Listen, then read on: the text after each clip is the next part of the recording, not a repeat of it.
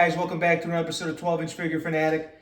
Today we're going to take a look at Anna Rogue Survivor. This is from Collect Build Industry. This is the first figure I have by this maker, and I don't know what to expect. And I'll be honest with you, the only reason I got it is because of the black and white weapon that comes with this figure, because I actually have the real version. I thought this was kind of cool, and if I wanted to buy just the weapon, I noticed it was selling for over 40 bucks on eBay, so I figured might as well just splurge, get the whole figure. Maybe I'll sell bits and pieces of it, and I definitely need that weapon though. So let's crack her open and take a look at what we got here. All right, and this is a large box. I don't know why. I know it does come with a dog. So maybe that takes up the extra space, but there's definitely something to this box. It's heavy too. So it's got a slip over the entire thing. Not used to a box like this either. So it looks like a double slide. Ah, there we go. Okay. Oh, that's interesting. They put some nice little removable cards in here. That's nice. Nice touch. I don't know what I would do with them, but so it looks like maybe this is based on some kind of Japanime film, or yeah, I don't know. I don't follow this stuff too well. Like I said, I got this figure for the weapon. And the figure's kind of all over the place, and straight to it. There's the weapon I'm talking about.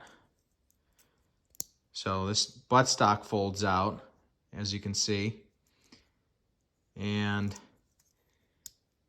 if it's just like the real deal, you can remove, oh wow, this is amazing. This alone is worth it. The slide even goes back, and just like the real deal, you could slide out the, looks like a Glock with an extended magazine. Let's see if the mag comes out. Oh yeah, mag comes out. The bullets come out? No, don't need to. That's fine. I lose them anyway. But sliding magazine there. But yeah, so this is, if you don't know what this is by a company called I want to say Roni. I own one, so I should know the name of it. But anyway, so you would get a regular handgun, and then you would put this over it, and it turns it into kind of an assault type thing. I have it in my go bag. So for those of you who don't know, a go bag is just something you kind of keep somewhere and forget about it for a while until you actually need it. And then when shit hits the fan, whether it's a collapse of the economy or a zombie apocalypse, you grab that go bag and you head to the woods while the rest of the world crumbles. But this is pretty cool. I really like this. Yeah, let's take a look at everything else. All right, so here's the main figure. And from what I noticed on the photos is she's very skinny, as you can see, kind of a supermodel type structure to her. I don't know, maybe because this is apocalyptic, maybe she's not eating enough. And then she's got this jacket with this butterfly on it. Looks like a kind of a Rorschach type pattern on there. And hate those joints. Ew. Yeah, that's way loose. Not good. Head sculpt has kind of a tattered face to her, so she got cut up, I guess. But yeah, pretty attractive face there. Some whitish gray hair. Good head sculpt. Nice paint job on the eyes. It's got a slight gloss to it. Could probably use a little bit more. And then underneath the jacket, zipper up. Oh boy, this one's gonna bother me. Sometimes these tiny zippers don't cooperate too well. There we go. All right. So they got the plastic protecting the figure because as you might have noticed from some figures that you've opened up, that maybe the box was sitting for a while after manufacturing, and some of the black from the material seeped onto the figure, especially some of these rubberized ones. So she's got a, probably would have been better with a seamless body, honestly, especially if they're giving her a tank top underneath the jacket. Always something you could do afterwards to enhance the figure. My gosh. Okay, so she's got a rubberized waistline, which is nice because then you don't get sort of this rib cage line from some figures. Instead, they put the rotation right underneath the breast area, so that's nice. So if she's wearing this tank top, then you don't really notice any seam there. But yeah, like I said, the arms are just a mess. They're ugly. And if I were to keep her, you know, with the jacket off, definitely would have to do a seamless body. Otherwise, the head is also up a little too high. It looks appropriate when in the jacket, but when you take the jacket off, she's got a giraffe-looking neck there. The shoes, you know, obviously the laces need to be tidied up a bit, cut the excess string, but there's some nice stitching to them. Good detailing on that. And yeah, the bottom of the shoes. So considering that this is like this apocalyptic figure, you'd probably want to weather the shoes a little bit. Don't think that she'd be kicking some nice shoes. All right, let's see what else we got. So you got a very nicely weathered shoulder bag, and it's got a Velcro closure. They put some foam in there to beef it up a little bit, but very, very nicely detailed.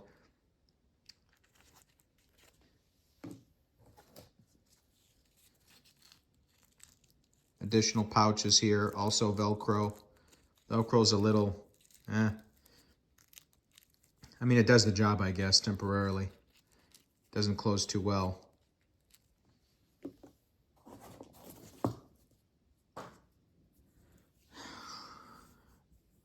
Belt.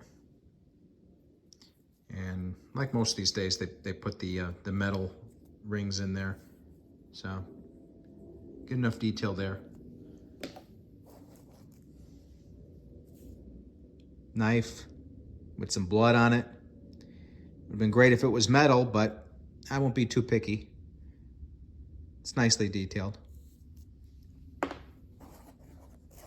And I guess this is for the wrists, I'm guessing, because those wrists look terrible so far. Also weathered. It's got a little bit of a fray and yellow tint to the edges.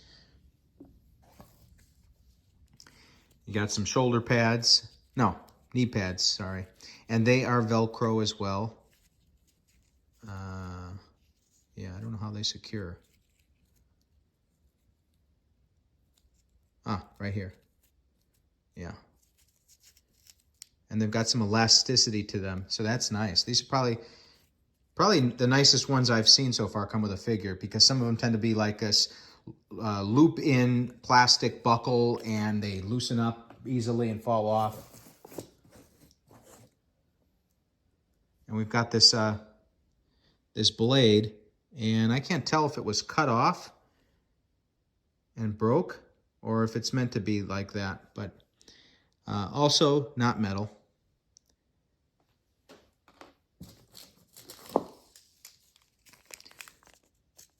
Some extra bits and pieces, some kind of tooth necklace, some sight attachments for the weapon I showed you.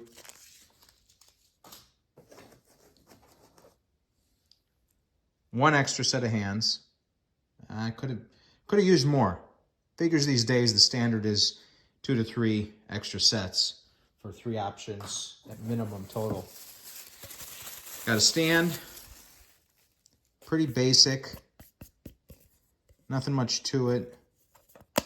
Ah, that punches out so that you can, looks like, insert this if you want. Interesting. I've never seen one with a punch-out feature like that. Anything else in there? No. Another knife. This one looks a little bit better than the last one, at least. Also got some blood on it. And a little bit of a silverish tint on the sharp side of the blade. Decent enough detailing on the handle.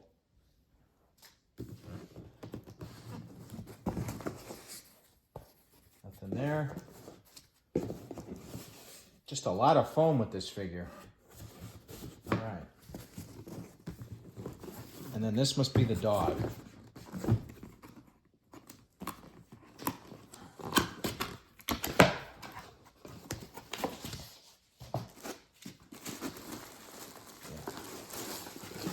Oh my gosh, this is what added all the weight. This thing is solid, unnecessarily. They could have done a hollow mold of this. Oof.